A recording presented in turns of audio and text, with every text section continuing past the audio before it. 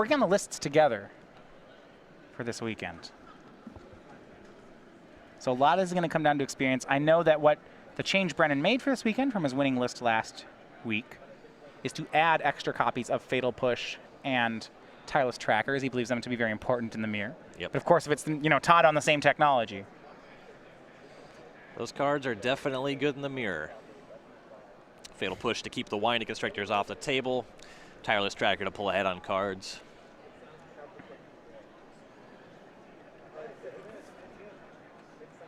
Yeah. And shake of the hands. We'll go ahead and get underway here. Brennan will be on the play with Traverse. Now, some of the other cards like Walking Ballista, if this match is all about size when it comes to creatures, I would think that card may not be as good as normal. It doesn't come down at as high a rate initially as a lot of the other creatures. However, the ability to pick off other creatures, to kind of leverage that in combat is quite powerful.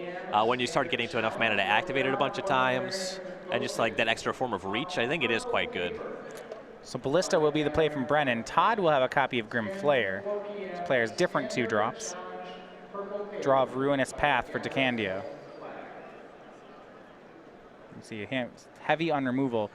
He's going to use the Fatal Push to take care of Grim Flayer. Does not have a double black for Ruinous Path and does not have a 4th land just yet.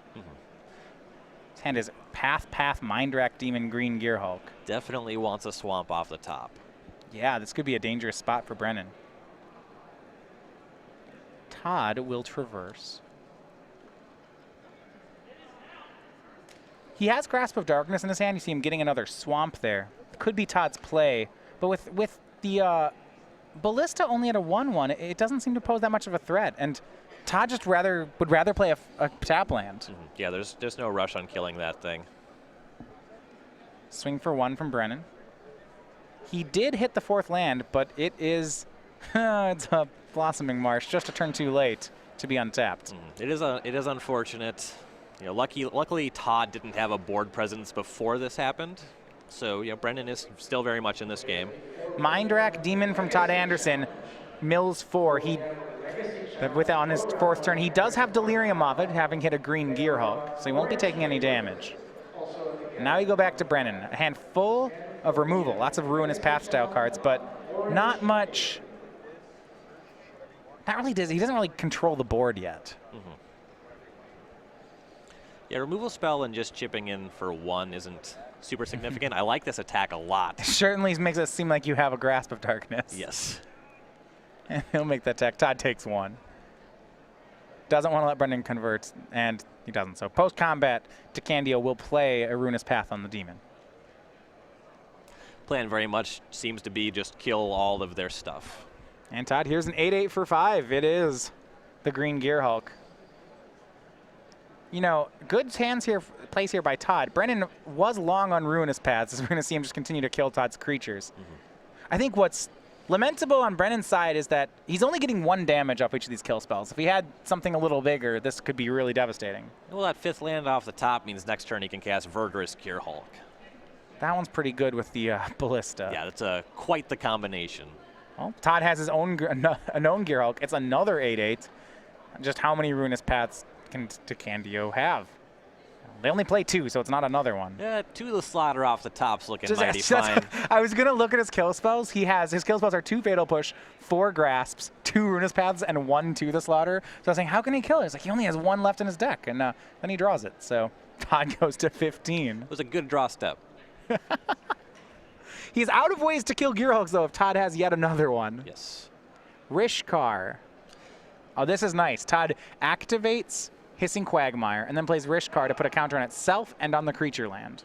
Now it'll be able to tap for mana. For green, yeah. Yes, Todd just really nothing else going on. May as well get that value. It's a good play. End step, Brennan Grasp of Darkness is away the Rishkar. And here's the window he might have been looking for. Todd tapped out, means Brennan can go for green Gearhulk, and he will, putting every counter on the Ballista and 5ing Todd down to 10. And now he's got that 5/5 Ballista. It's a lethal attacker because it can connect and then remove all of its counters to kill Todd from here. Yeah, even if Todd has a kill spell, he's taking 5. This is a really tough spot. And there's just that 4/4 Gearhulk hanging out as well. Yeah. This is... And It's an interesting way this game's turned out. It seemed like a difficult game for DeCandio, especially when his turn 4 play was just tap land go. I wasn't feeling it. If that was a turn later, I think the texture would be very different. Yeah. Todd will ruin his path away the ballista. Takes 5. Brennan shoots it all upstairs. Todd goes to 5 and just passes. 3 cards in hand. It looks like we have Grasp of Darkness, Rishkar, and an Unknown. A swing from Gearhulk will get met with Grasp of Darkness from Todd. Mind Rack Demon from DeCandio. Mills 4. He's got Delirium as well. It was a good 4 to mill. 3 lands were on the top of the deck. We go back to Anderson. He's got, well, Grimflayer Rishkar. It's going to be the play. He doesn't appear to have a, plays his last card. It's a tap land. He doesn't have a blocker, so he's going to 1. If Brennan has a archive, that'll work. If he has a Ballista or a Verdurous, Gearhulk is lethal here. There you go. There we go. That's the top deck, the Ballista. Boom. So swing for 4 in the air. Ballista seals it off, and Brennan DeCandio continues to win here. He takes the first game off Todd Anderson. This is a really good deck. Yeah, and okay, I got to back up here. I was really saying I wasn't sure that that Walking Ballista would be very good in the mirror. It was pretty great for Brennan. Yes. Yeah, I think that card is quite good. Anytime you're able to make it large, that card as a 5/5 is just going to be good against anything. Yeah, is there any matchup it's really bad in? I guess that's what we'll see. Brennan says it's probably the best card in Aether Revolt, and I'm inclined to agree. Let's look at the sideboards. They're the same for both players. We have doubles of Lost Legacy, Natural State, To the Slaughter, Yeheni's Expertise. And we have singles of Fatal Push, Ishkana, Kalidas, Nissa, Noxious Gearhulk, Obnixilis, and Tireless Tracker. So the deck is a lot about casting a lot of large creatures. To the Slaughter is generally going to be pretty good, as you saw there in Game 1. Brendan was able to take down an 8/8 Verdurous Gearhulk, so that matters a lot. I like the To the Slaughters. They're not going to be great if one of the players is able to present Ishkana, but I still think it is quite good in the matchup. Kalidas makes sense to me. The deck's very heavy on removal spells, so that generates some value. Nissa, Vital Force, and Obnixilis Reunite, that's 2 Planeswalkers. Those are good. Anywhere that Tireless Tracker is good, Planeswalkers are probably good, so we're going to get the Tracker, the Planeswalkers. Noxious Gearhulk's great. It's another huge creature that is a removal spell. Yeah, it's like these removal... It seems like you want to have removal spells and then creatures that are good against removal spells. Kind of just play a value game. If that's the case, what comes out for these cards? What do they not want? Probably don't want to put yourself in a spot where you're just getting hit by a bunch of 1-for-1 removal spells. Mind Rack Demon? For you. Yeah, so the creatures that are just attacking and blocking and not generating a ton of value. The Demon seems kind of medium in the matchup. I could see that one coming out. It is quite large and it flies, though. This is one of those things where you look at your deck and probably 70 of your cards are good in the mirror match. Right, you have to think about what's more good. I know that's what Brennan was, when talking with him about it, he said he would have really liked to have found a card that was great for the mirror, but that didn't really exist, and that's why he's just playing more copies of other, like I said, more copies of things he already has. I suppose given that, both players know that they're bringing in Ishkana, it's probably significant enough where you don't want To the Slaughter, so maybe that one is sitting on the bench. Yeah, you might. To the Slaughter could catch a creature land. That's not good. The fact that it deals with the Planeswalkers is significant, though. I don't know, it's tough. You pretty much always want to kill the Winding Constrictor, so you don't really want to board out Grasp of Darkness. I don't know. We'll see how they play it. I guess they both know, so we'll see it. They're going to get ready for a second game here. Now that we are in Aether Revolt, of course we all know that one is led by the legendary Planeswalker of Pandra Nalar. You now have that playmat. It is on sale now over at StarCityGames.com, the exclusive Creature Collection playmat. You can take that one home today, StarCityGames.com/Creature Collection. Because Chandra's a panda. That's... Yeah, importantly, a red panda. Yes. Yeah. Todd will be on the play here for game number 2. Magic really needs more pandas. I don't know. Do we have creature type panda? Well, pandas are beasts, right? Wouldn't it just be creature and beast? Wouldn't it just be a bear? I mean, so yeah, I know that it's called a panda bear. They're not actually part of the bear family. I feel like I've been lied to. No, it's one of those things that just doesn't, It's not like pandas are more, or like, I don't believe they're not close relatives of the grizzly bear. for example. But they'd probably still be 2/2s. Well, yeah, they're not very aggressive creatures. They might even be like 0/4s. Some lands start off for Todd. 2 lands, no green. Generally going to want to lead on Swamp in this matchup to Grasp of Darkness, whatever comes down on turn 2. Yeah, I suppose if you lead on Evolving Wilds, it's not like you don't have the green mana source. Right. Though kind of a weak play. It's Rishkar on turn 3 with no second creature. It doesn't matter what it is, it's dead. Brennan plays Grasp. You're going to see a lot of creatures and a lot of removal spells in this mirror. All right, yeah. Brennan, tap land and Constrictor. So he's got to throw it out. He got to play 3 dual lands, but it may not matter. Todd, Tracker, and land. This is one of the cards that both players are saying is important in the matchup. Yeah, one of the breakers is able to generate a steady stream of card advantage. We saw Todd has already generated 1 clue, so the card's at least replaced itself, even if Brennan just kills it. Brennan offers the trade. Todd blocks. I don't think Brennan expected that. Yeah. He had that Ruinous Path in hand. I think he was running the cheeky, oh, well, maybe you can trade, and then he's going to kill it post-combat. Todd just says, yeah, that's fine. I think that Brennan's pretty happy with that trade. Obviously, yeah, I would think so. Todd made the block, so he must be happy with it as well. Grim Flare from Todd. Forest to go. He leaves up mana for a removal spell or clue. Huh. All right. Mindrak Demon, the draw for Brennan. Trying to see what card they aren't playing.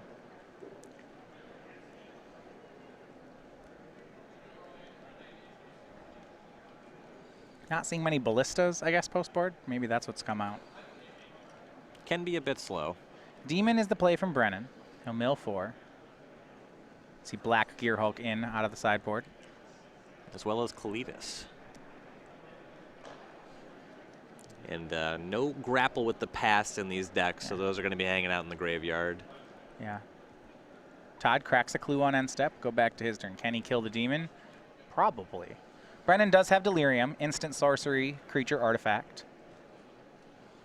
For Todd right now, he's only got 2 card types, so the Flare is a 2/2. See his hand. He's got Winding Constrictor, Kalitas, Verdurous Gearhulk. Maybe he doesn't have the kill spell.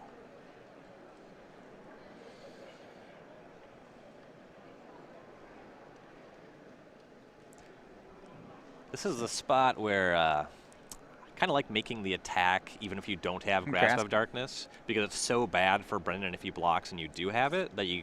Well, but here's the issue, right? What if Brennan has Fatal Push? Right? Well, then he kills your Grim Flare. Yeah, but no. You attack. Are you gonna grasp before damage? Because then if you grasp by Fatal Push your Grim Flare, and that's really bad for you. You lost both cards. Right. So I don't know if he can run that bluff.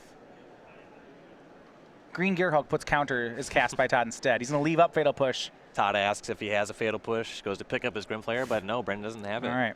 So 5/5 Grim Flare connects. It's gonna mill. Looks like Ballista. So that will be artifact for the graveyard. Ballista and Traverse. Yeah, he can get Delirium this turn, depending on what he mills.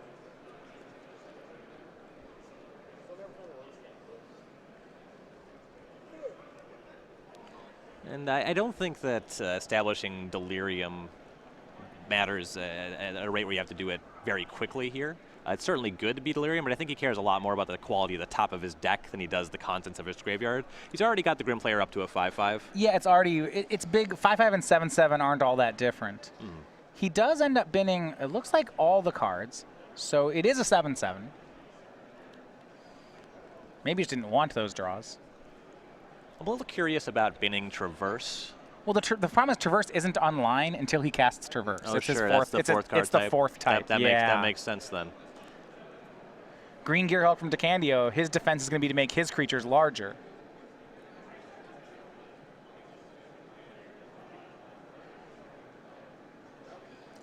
So how does he want to spread these ones out? That's going to be the question. There's a 7/7 Flare, so he'd love to have a 7/8 to block. Todd already knows there's no Fatal Push hanging out, not unless Brennan drew it that turn. Looks like he makes his creatures into a 7/7 and the demon into a 5/6. So the Flayer could trade with the Gearhulk. He's putting himself in a spot where if Todd has no removal spell, his creatures are very effective blockers. Yeah. The Grim Flayer would just trade with the Gearhulk, and the Demon is large enough to block. The Grim Flayer, yes, with Brennan's Gearhulk, and then Todd's Gearhulk would run into the Demon. Well, Todd will push some advantage. He plays Kalitas, then swings the Flayer. So yes, Brennan can make this trade happen, but if he does, Todd gets a zombie. Looks like there's a Ruinous Path in Brennan's hand. Likely that one's going to be pointed at the Kalitas. Yeah, do you think my question would be though, does he take the 7 first and then Ruinous Path to Kalitas, or does he have to make this trade? 7's a lot of life, and it also is another trigger. And Brennan's going to take the damage. Goes down to 8. Todd, Ballista, Grasp, another Gearhulk. I'm interested in a lot of these cards. Yes, definitely the Gearhulk. Yeah, Todd looks like he has a Ruinous Path in hand too. And with Brennan at 8, it's not hard to make that Ballista lethal. Todd may want more than one of these. I mean, Grasp is fine on this board too, right? Yep, all 3 of these cards are pretty excellent. Yeah, Todd agrees. They're all staying on top. And then he'll play Winding Constrictor, Evolving Wilds, pass. Now you gotta wonder, it was Ballista, Gearhulk, Grasp. Which one's the first one Todd's gonna draw here?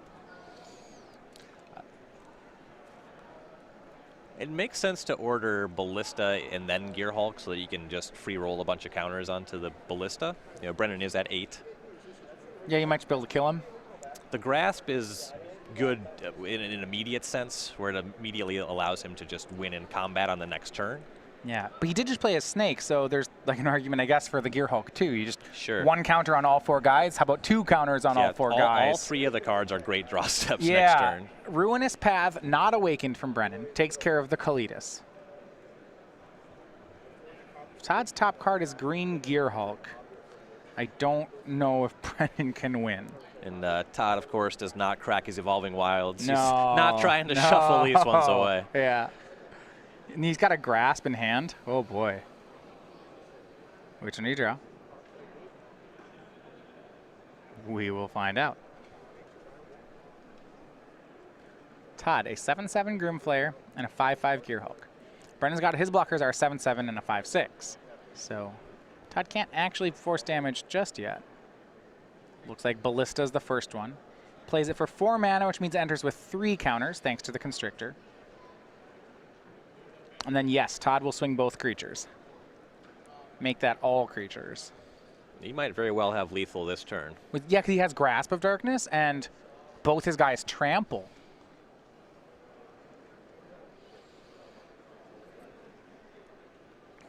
Brennan activates the Hissing Quagmire. Todd's got a Grasp, but yeah, this is just really bad news for Brennan.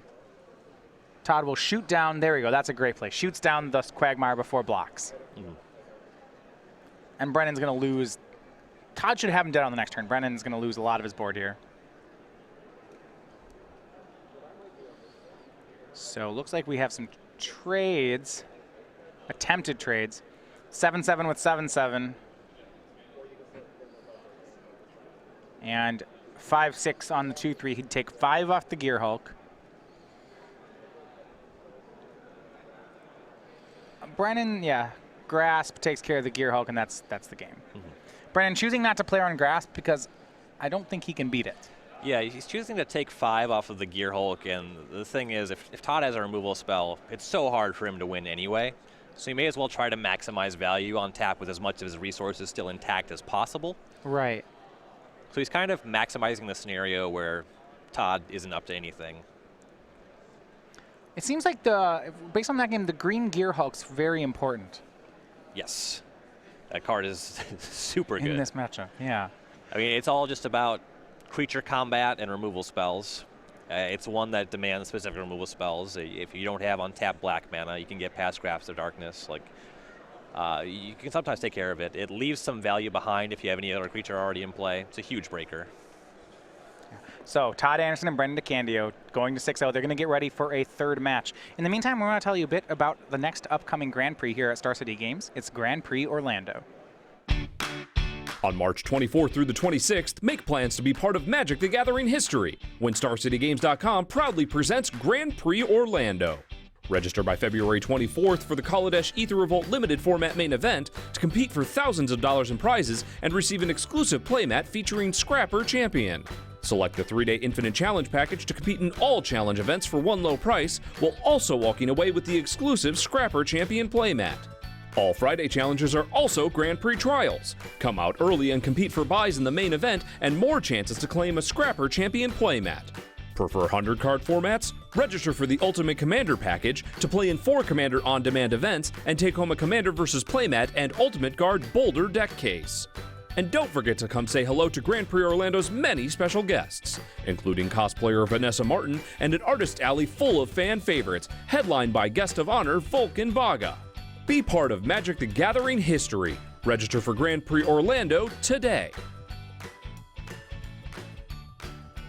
All right, so Kaladesh Aether Revolt Limited, that's going to be coming up in just under 2 months in Orlando. Meanwhile, we're going to go back to Standard here. This is our still the new Standard format with Aether Revolt and with all the banning changes. Black-green Delirium.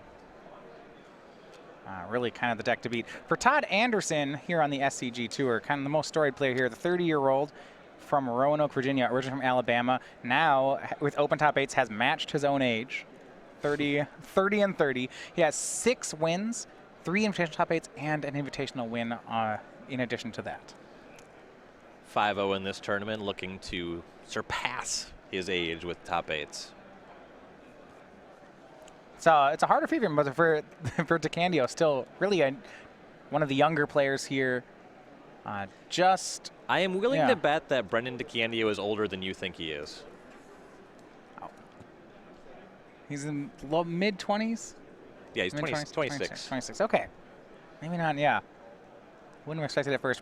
The Winding Constrictor for Brennan is going to be the play on turn 2. Todd, turn 2, no play. At least not a creature. And it seemed like early on, these 2-drops just traded with kill spells. The 5-drops was where it was at in the second game. Yep. You kill spell till you can't kill spell anymore. Then you send some creatures at the other player. The bigger ones win. Grasp takes care of the Constrictor. And if that's the case, when Todd traded away his Tireless Tracker, that makes a lot more sense. You know, like it's still a 3-drop at the end of the day. And he got an extra card off it, that's neat. But if it's all about the 5-drops, and it makes sense. Brennan going to play a tap land. He had a difficult choice here. He had to choose between leaving up Grasp and casting this Traverse. He goes with the Traverse.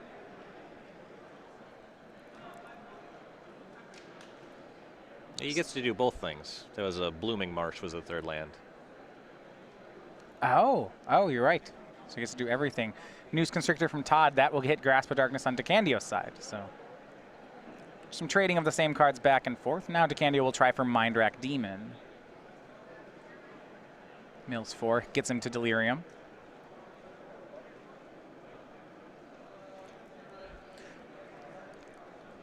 Todd, Evolving Wilds, go. Now he does have Fatal Push, which means that Wilds does do some work here. So Brennan will swing. And yeah, that's what we're going to see. Crack Evolving Wilds, Fatal Push away the Demon. But DeCandio, I love this follow-up.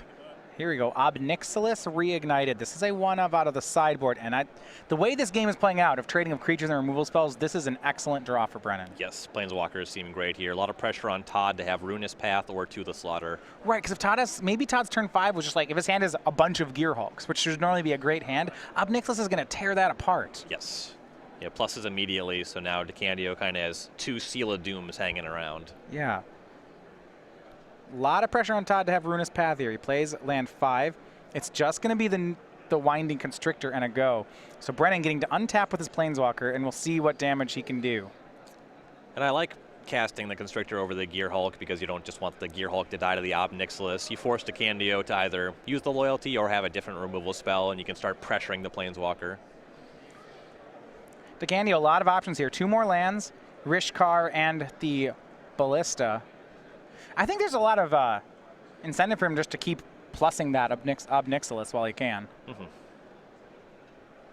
Yeah, -3 on the Constrictor would not feel particularly good. Well, especially not when he could just make a 3/3 Ballista, Right. you know, and just have the Constrictor covered. Yep. You play a Ballista on 3/3. If Todd kills it, fine, you kill his Constrictor. If he doesn't, great. Then you have a 3/3. And, you know, the two players are both playing the same cards. So drawing extra cards is excellent. Yeah, especially with the amount of trading that's happening here. So Brennan will start by plussing again. Up Nicholas goes to 7. Gets a Ruinous Path of his own.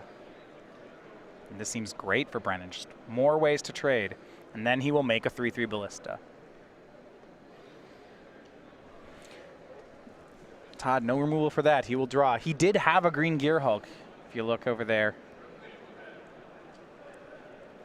But the Ob Nixilis is just hard to beat if you don't have that removal spell. Yep. And now it looks like Todd has instant creature land in his graveyard, so even To the Slaughter is not delirious. Yeah, if he can get a 4th card type in his graveyard, then something like Ishkana could help him recover from this board. If he has Traverse plus To the Slaughter, that would be a great turn. Oh yeah, it would get both halves. Yep. Yeah, instant creature land. So he does need a sorcery.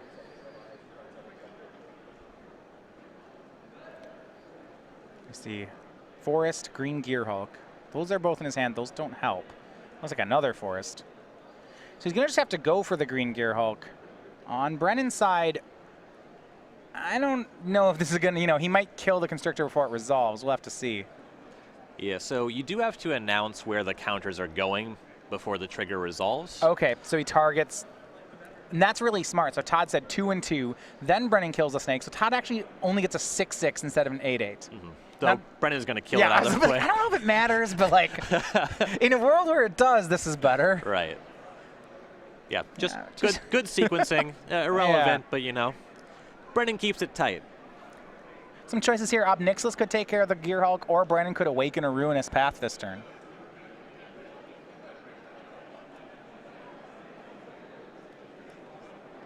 I guess if he awakens Ruinous Path, he can just keep plussing Ob Nixilis. It's not bad. It is kind of nice to keep the Ruinous Path in case Todd draws his own Ob Nixilis. Yeah, I think that's where Brennan goes. He -3s to kill the Gear Hulk.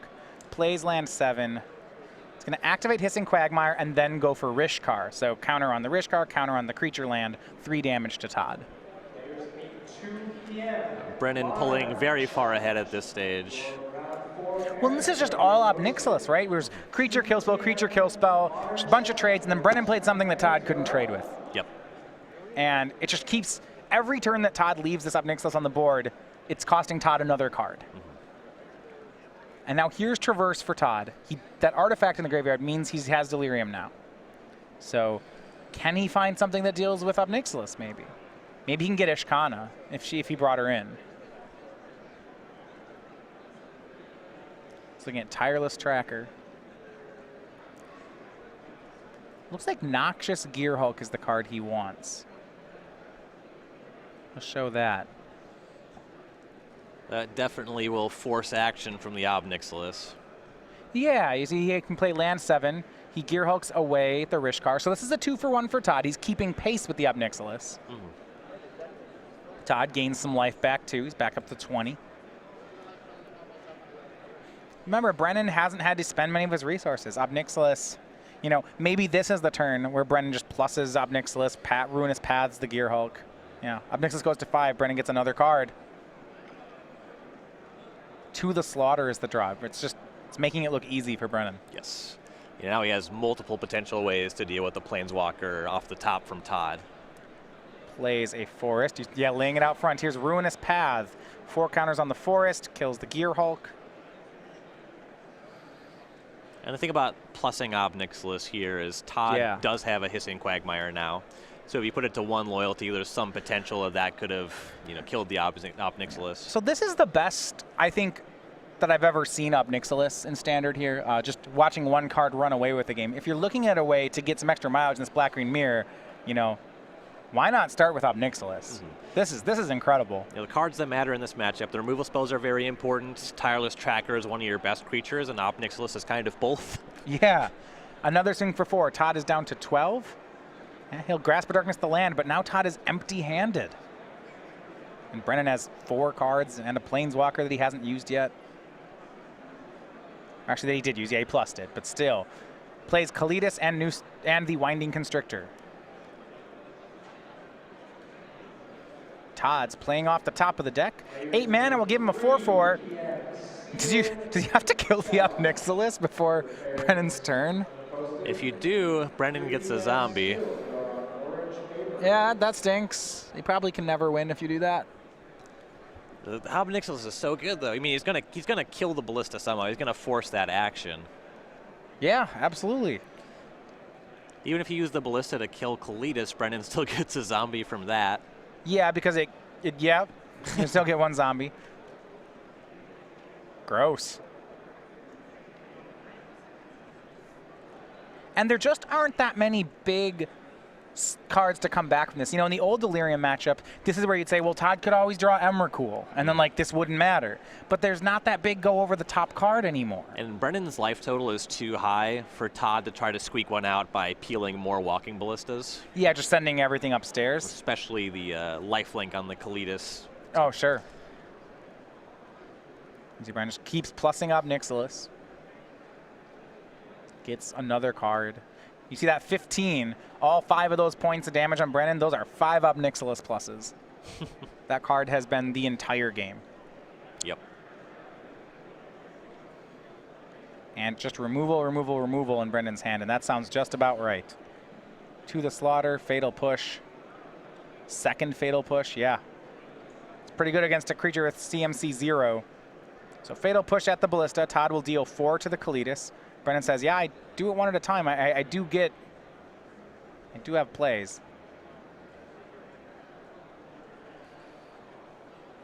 And that's giving Todd some pause. Yeah, but what? I don't know what he can do about it. He's tapped out. I don't really know that he has options.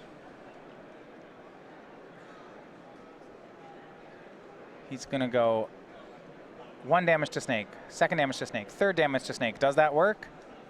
Yes. 1 damage to Ob Nixilis. Exiled, Brennan gets a zombie. That didn't even do anything. Like, Brennan still has the same amount of power on the board. It turned a Constrictor into a zombie. And Brennan's going to go ahead and sacrifice the zombie to give Kalitas 2 1/1 counters. So that's a swing for 8. Todd goes to 8. A draw. It's a Grim Flayer. Todd's dead on... I think if he doesn't have a creature land, he's dead on board. He's got one. He can survive a turn. If Brennan has nothing. But Brennan doesn't have nothing. He doesn't. I believe Brennan has double kill spell, right? Okay, that's... all right, yeah. There's 8 points of power on Brennan's side of the board, and Todd, there's no way Todd is sticking a blocker. He plays Grim Flayer. Faces it towards Brennan in case he needs to read it. Yeah, that's really polite of him. Hissing Quagmire's going to attack on Nixilis. Brennan shows the cards. And that's going to be game and match.